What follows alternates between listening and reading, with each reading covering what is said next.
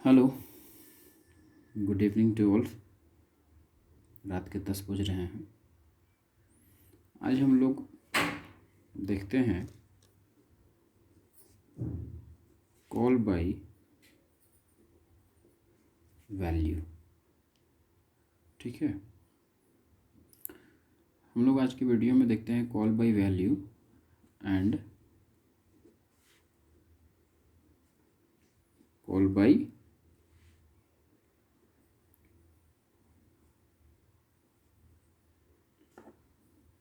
Reference. Call by value and call by reference. तो हम लोग पहले कॉल बाय वैल्यू को देखते हैं। कॉल बाय वैल्यू कहता है, देखो दोनों में दो डिफरेंस को समझ लो। ठीक है, बड़ा ही इजी है। बहुत सारा यूट्यूब में थोड़ा सा और भी बाहर में कॉम्प्लिकेट किया जा रहा है, लेकिन हम लोग ये वीडियो बना रहे हैं कुछ खास के लिए। तो call by value that means कि ये जस्ट जो कॉल कर रहा है ना, वैल्यू से कर रहा है। किससे कॉल कर रहा है? वैल्यू से कर रहा है। और कॉल बाय रेफरेंस जो है, मतलब एक होता है ना कि फंक्शन कॉल करने का। हम क्या बात किए हैं, ध्यान से सुनना। हम बात किए हैं, पहला तो बात किए हैं कि फंक्शन दो टाइप का होता है। एक प्री डिफाइंड फंक्शन और एक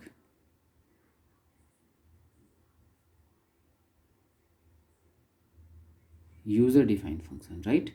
ये क्या हो गया? फंक्शन कितने टाइप का हुआ।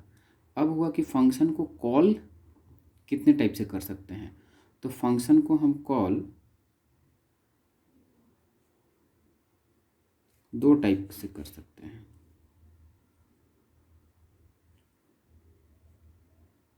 कॉल बाय वैल्यू या पास बाय वैल्यू बोल सकते हैं, या हम लोग कॉल बाय रेफरेंस। दो टाइप से कॉल कर सकते हैं। इसी सेशन में कि फंक्शन को कितने टाइप से कॉल कर रहे हैं उसके अकॉर्डिंग हम लोग बात कर रहे हैं। तो अलग अलग इस चीज़ को हम लोग समझने का कोशिश कर रहे हैं कि कॉल बाय वैल्यू कैसे होता है और कॉल बाय रेफरेंस कैसे होता है। कॉल बाय वैल्यू की माने तो हम लोग सीधा ये समझ लो कि हम लोग वेरिएबल पास कर लेते हैं। याद रखना, बाय डिफ़ॉल्ट जो होता है C++ जो भी वैल्यू को, जैसे बाय डिफ़ॉल्ट कुछ भी जो होता है ना बाय डिफ़ॉल्ट की पहले से ही है, तो बाय डिफ़ॉल्ट अगर कुछ भी ना करे तो बाय डिफ़ॉल्ट फंक्शन कैसे कॉल करता है? कॉल बाय वैल्यू के थ्रू। बाय डिफ़ॉल्ट कैसे कॉल करता है?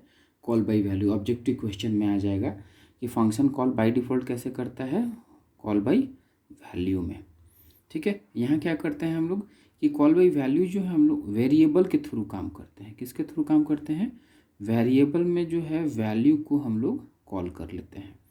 और यहाँ क्या करते हैं हम लोग कि वेरिएबल का एड्रेस को भेजते हैं। जैसे सपोज करो कि कोई हम लोग बात करते हैं ना ऐसा कि जैसे ये इंसान है तो इसको काम है 3rd पर्सन किसी ऑफिस में, तो ये रेफरेंस ले रहा है। ठीक है, तो अब यहाँ पर एक किसी को सोर्स चाहिए, तो इसको क्या किया कि ये बंदा को साथ में इसको क्या किया कि बोलो कि भाई तू भी चल। ये डायरेक्ट चल रहा है। ये क्या कर रहा है? डायरेक्ट चल रहा है इस ऑफिस में, इसका काम हो जा रहा है। तो ये क्या कर रहा है? साथ में जा करके हो रहा है, मतलब वैल्यू को ही कर रहा है, वहाँ और कोई चेंजेस नहीं हो रहा है। लेकिन रेफरेंस में क्या होता है ना कि ये नहीं गया, ये नहीं गया, ये क्या दे दिया अपना रेफरेंस की जाओ बोल देना कि हाँ ये भेजे हैं हमको। तो ये क्या हो गया? होता है ना कि उनके रेफरेंस से आए हैं, तो क्या किया? ये अकेले ही गया। ठीक है, कॉल बाय वैल्यू में क्या किया? वैल्यू पास हो गया, वैल्यू चला गया। एक एक्चुअल आर्गूमेंट और फॉर्मल आर्गूमेंट का कॉन्सेप्ट आता है कि एक्चुअल आर्गूमेंट जो होता है बात करते हैं उसमें हम लोग। ठीक है, तो यहाँ रेफरेंस क्या किया कि ये नहीं गया, ये किसी का रेफरेंस लेके जा रहा है। तो उसका रेफरेंस लेके जा रहा है तो उसका एड्रेस लेके जा रहा है। ठीक है, रेफरेंस जब बताएंगे तो और क्लियर हो जाएगा। ठीक है, तो एक छोटा सा चीज़ देखना होगा, थोड़ा सा याद करना होगा कि एक्चुअल पैरामीटर क्या होता है।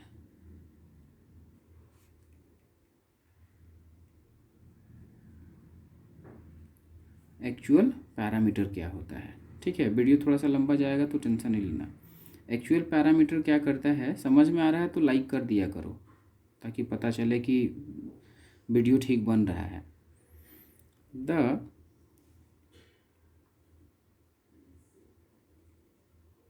Parameters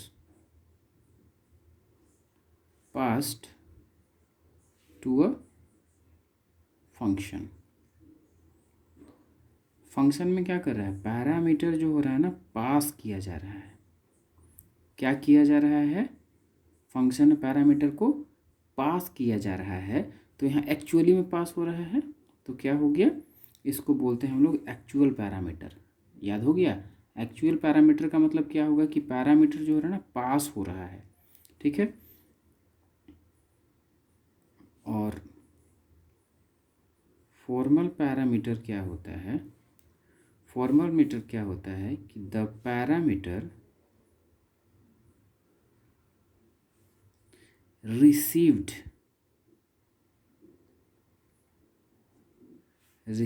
by a function। Formal parameter क्या हो गया, the parameter received by a function. ये पैरामीटर क्या कर रहा है, ये पास कर रहा है, ये क्या कर रहा है, पास कर रहा है, और ये क्या कर रहा है, रिसीव कर रहा है। फॉर्मेलिटी बोला जाता है ना कि हाँ रिसीव्ड, तो यहाँ क्या कर रहा है, फॉर्मल करके ये फॉर्मल पैरामीटर बोला जाता है कि रिसीव्ड कर रहा है, और एक्चुअल पैरामीटर क्या करता है, पैरामीटर को पास कर रहा है। आई होप क्लियर हुआ होगा। जैसे सपोज करो कि अगर हम लोग एक क्वेश्चन ऐसे करते हैं, ठीक है, और थोड़ा सा समझते हैं इस बात को कि कोई फंक्शन लेते हैं, ठीक है, ऐड नाम का, तो इसमें m और n को किए, सेमीकोलन लगा देते हैं, तो इसका मतलब क्या हो जाता है कि ये डिक्लेयर कर दिया गया फंक्शन को।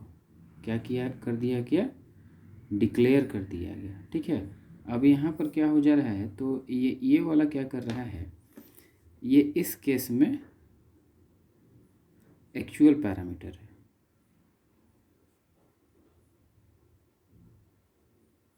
क्या किया है, एक्चुअल पैरामीटर। वही फिर एक बनाते हैं हम, इसका डेफिनेशन, डिक्लेरेशन है, डेफिनेशन करते हैं हम लोग। तो डेफिनेशन में पूरा जाएगा, इंट ऐड नाम का हम बना दिए,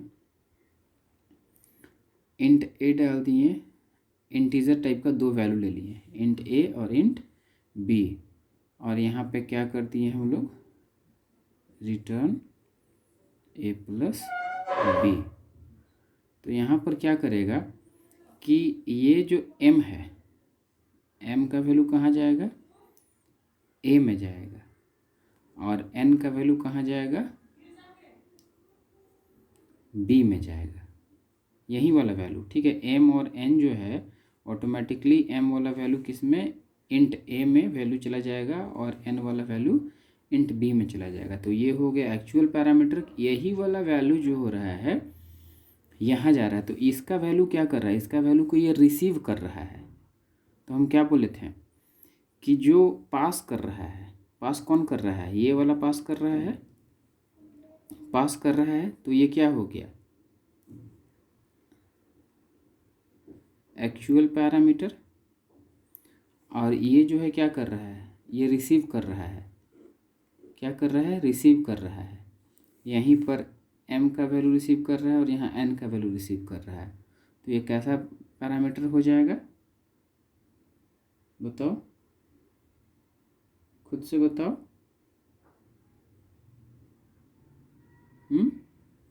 एक्चुअल है, तो यहाँ ये क्या कर रहा है, actual parameter, the parameter pass, ये पास कर रहा है, और फॉर्मल पैरामीटर रिसीव कर रहा है। तो ये क्या कर रहा है, इससे ये रिसीव कर रहा है ना, तो रिसीव कर रहा है, तो क्या हो गया, क्या हो गया, formal parameter received, formal parameter. I hope clear हो गया होगा। ठीक है, यहाँ पर पास कर रहा है ये, तो एक्चुअल पैरामीटर, और ये रिसीव कर रहा है इसे, तो फॉर्मल पैरामीटर बोला जाता है उस चीज़ को। एक प्रोग्राम के अकॉर्डिंग समझते हैं। प्रोग्राम में हम लोग, याद करो, एक स्वैप फंक्शन एक बताए थे पहले। ठीक है, जो नहीं जानते होगा उसका वीडियो देख लेना। ठीक है, स्वैप फंक्शन कैसे होता है, अगर ए का वैल्यू है, बी का वैल्यू है, तो एक टेम्प्रोरी वैल्यू ले लिए हम लोग। तो फिर क्या करें, ए का वैल्यू इसमें डाल दिए टेम्प में, तो हम लोग क्या लिखते हैं, टेम्प इक्वल्स टू ए। देख लेना, वीडियो प्रॉपर वे में बताया गया है। ठीक है, ये खाली हो गया। फिर बी का वैल्यू टेम्प में डालते हैं हम लोग, ए में डालते हैं, तो ए इक्वल्स टू बी, और फिर ये खाली है और बी भी खाली है, तो बी इक्वल्स टू टेम्प। ठीक है, वैल्यू। ठीक है, हम लोग एक फंक्शन के थ्रू इसको हम लोग करके देखते हैं। ठीक है, फ्रेश पेज ले लेते हैं। ठीक है, तो यहाँ एक नया पेज ले लेते हैं हम लोग, पूरा अच्छे से पूरा प्रोग्राम ही लिख देते हैं। ठीक है, हैश, तुम लोग भी पेज कॉपी निकाल करके इसको पढ़ा करो। iostream.h। ठीक है, फिर क्या लिखें बताओ, हैश इंक्लूड conio.h। थोड़ा सा हिल रहा है, थोड़ा मैनेज करना। अब यहाँ पर देखो, हम क्या कर दिए, एक फंक्शन बना दे रहे हैं। ठीक है, एक फंक्शन बना दे रहे हैं, क्या, 2 नंबर को स्वैप करने के लिए। वॉइड स्वैप उसका नाम दे दे रहे हैं, और यहाँ दे दे रहे हैं हम इंट ए इंट बी। ठीक है, इसको रन भी करा लेंगे हम लोग। ठीक है, वीडियो ज़्यादा बड़ा नहीं हो रहा है, देख लेना, बड़ा भी हो रहा होगा तो पूरे देख लेना। ठीक है, VVI है। इंट एक टेम्प्रोरी वेरिएबल तो लेंगे, तीसरा क्लास जो बात किए थे हम लोग।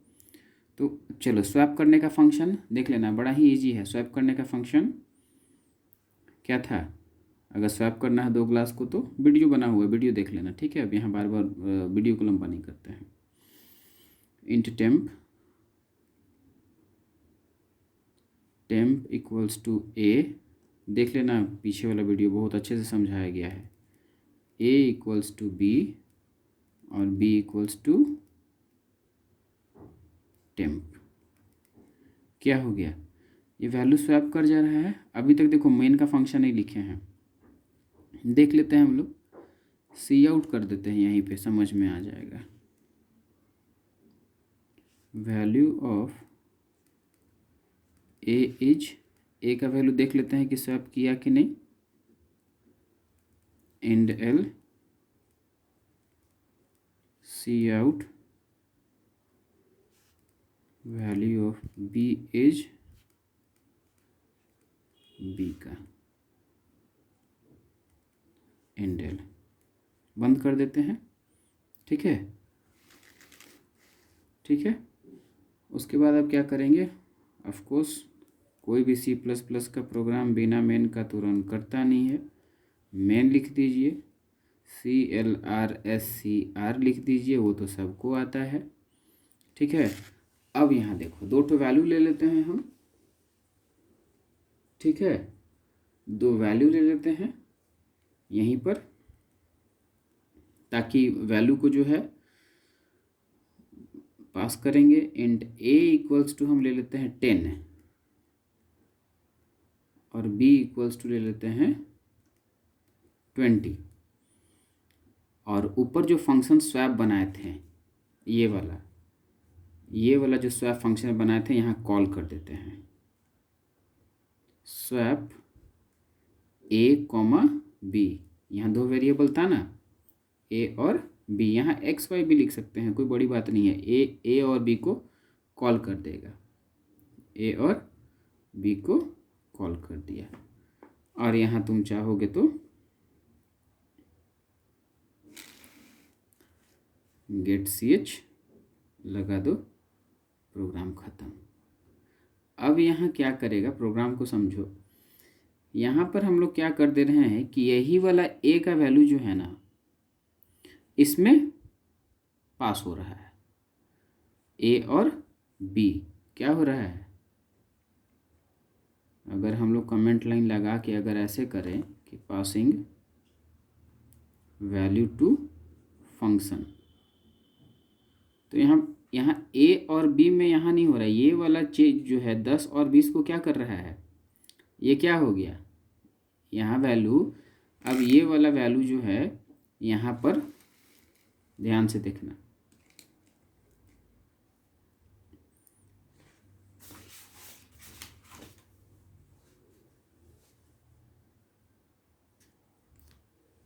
ए और बी का वैल्यू,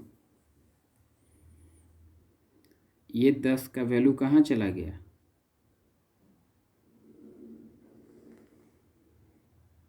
यहाँ दिख रहा है, और बी का वैल्यू कहाँ चला गया, यहाँ।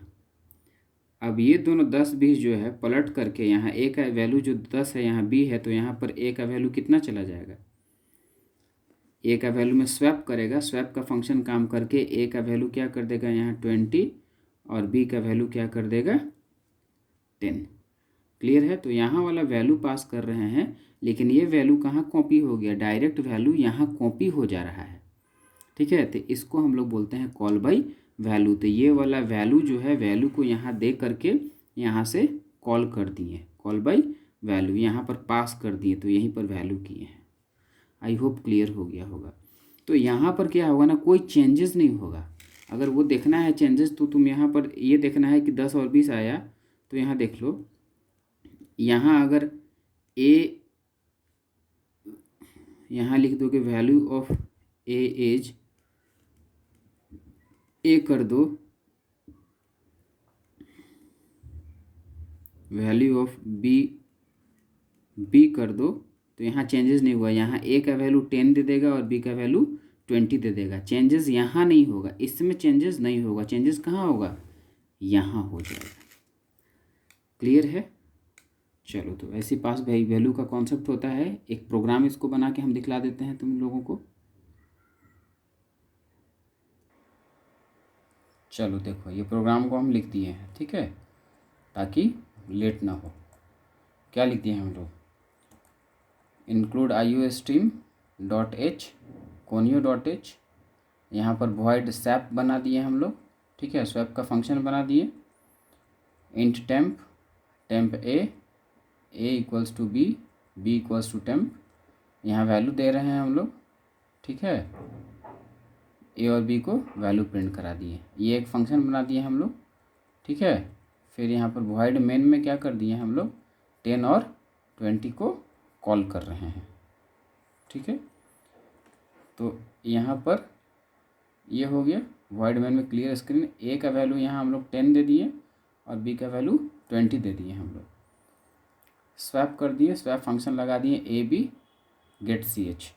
अब देखना यहाँ पर ए का वैल्यू कितना है, नोट कर लो, ए का वैल्यू 10, बी का वैल्यू 20। ये ए और बी का वैल्यू कहाँ गया, ए और बी का वैल्यू यहाँ कॉपी हो गया, ठीक है, उठा के चला गया। तो ए और बी यहाँ पर काम करके बदल जाएगा। अब ए का वैल्यू कितना हो जाएगा 20 और बी का वैल्यू कितना होगा 10। कंपाइल करते हैं, कोई एरर नहीं, रन करते हैं। देखो, ए का वैल्यू कितना हो गया 20 और बी का वैल्यू कितना हो गया 10। अब यहाँ पर चेंजेस हो गया, चेंजेस यहाँ हो गया, लेकिन यहाँ पर तुमको चेंजेस नहीं मिलेगा। उसके लिए यहाँ पर देख लो,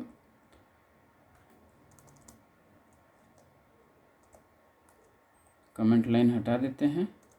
अब देखना, ऊपर में चेंज होगा, नीचे चेंज नहीं होगा। ए का वैल्यू 20, बी का वैल्यू 10, ऊपर वाला वैल्यू, और जो वैल्यू है इसका, ए का वैल्यू 10 डाले थे, बी का वैल्यू 20, 10 का 10 है। ऊपर में वैल्यू जाकर कॉपी हो गया, ऊपर में इफेक्ट किया है लेकिन नीचे में इफेक्ट नहीं किया है। तो इसी को हम लोग बोलते हैं कॉल बाई वैल्यू, ठीक है। ए का वैल्यू क्या किया 10 गया ऊपर, बार बार बोल रहे हैं, यहाँ कॉपी किया तो यहाँ इफेक्ट किया, यहाँ काम करके इसको चेंज किया, लेकिन यहाँ पे इसका कोई भी इफेक्ट नहीं किया। आई होप सबको क्लियर हो गया होगा।